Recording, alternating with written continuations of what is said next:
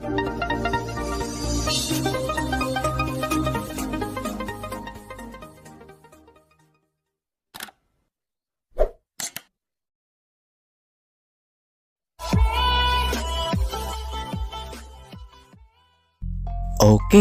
masih dengan Profesor Kardus. Tak berijazah, tapi jenius.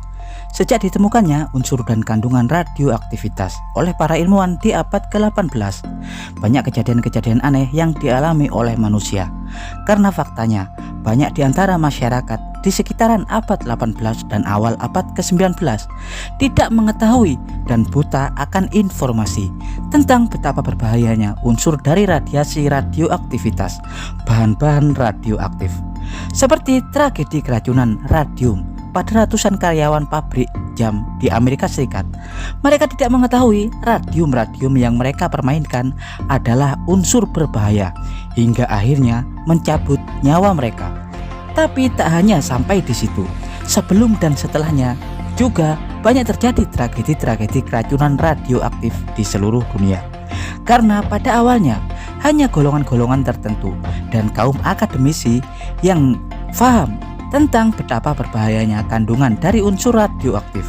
Dan tahukah Anda, bahkan di akhir abad ke-18 dan awal abad ke-19 ada yang namanya radioaktif quackery atau peristiwa perdukunan radioaktif. Dan kali ini Profesor Kardus akan mengulas peristiwa perdukunan radioaktif yang banyak menelan korban jiwa. Tapi sebelum Profesor Kardus mengulasnya, jangan lupa like dan subscribe di channel Profesor Kardus. Tak berijazah tapi jenius, untuk mendapatkan informasi dan notifikasi-notifikasi terbaru dari sudut-sudut bumi dan sudut-sudut alam semesta lainnya. Ya, radioaktif quackery atau perdukunan radioaktif adalah proses perdukunan atau pengobatan ilegal yang banyak dilakukan oleh orang-orang di Eropa atau Amerika Serikat pada abad ke-18 dan awal abad ke-19 dengan cara memanfaatkan unsur atau bahan radioaktif sebagai obat atau alat terapi untuk menyembuhkan penyakit. Dan tentunya hal itu sangat jauh berbeda dengan pengobatan-pengobatan radiasi seperti saat ini, seperti kemoterapi dan lain-lain yang sudah teruji klinis lewat berbagai penelitian mendalam. Metode perdukunan radioaktif masa lalu menggunakan prosedur yang serampangan atau asal-asalan.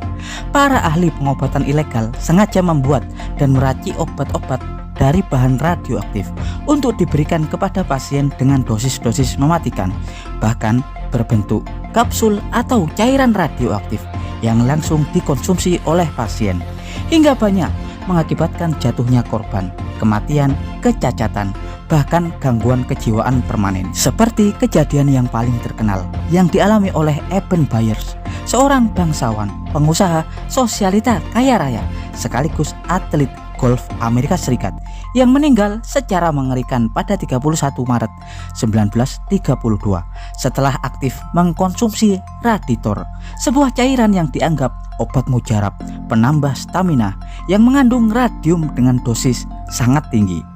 Bayer meninggal setelah komplikasi akut kanker yang disebabkan oleh keracunan radioaktif, di mana di akhir hayatnya Bayer mirip seperti zombie ketika rahang dan mulutnya menghilang digerogoti oleh kanker.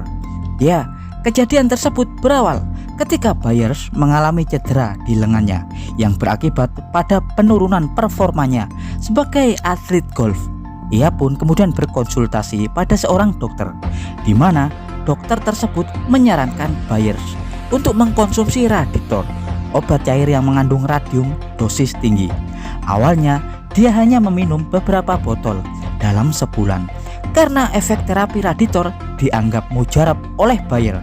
Bayer pun merasa selalu lebih bugar, serasa lebih muda, dan menganggap bahan obat tersebut telah menyembuhkan beberapa cedera parah yang pernah dialaminya. Ia pun akhirnya ketagihan dan memesan 1.400 dosis Raditor yang ia konsumsi beberapa botol dalam satu hari hingga 2 tahun lamanya, hingga kemudian efek samping dari obat tersebut mulai dirasakannya. Setelah 2 tahun pemakaian, dia kehilangan berat badan secara drastis, sering muntah-muntah, sakit kepala berkepanjangan, hingga rambut dan giginya mulai mengalami kerontokan. dan puncaknya seluruh rahangnya kemudian menghilang, digerogoti oleh kanker parah. Hingga dia pun kemudian meninggal pada 1933. Setelah kematian Byers, penggunaan Raditor pun akhirnya dilarang dan pemilik perusahaan juga dokter yang terkait dengan kasus tersebut kemudian dijatuhi hukuman penjara. Ya, dan sebenarnya masih ada tragedi-tragedi mengerikan lainnya yang akan Profesor Kardus bahas dalam konten selanjutnya. Terus ikuti ya konten-konten terbaru dari Profesor Kardus. Profesor Kardus dari masa lalu mengabarkan.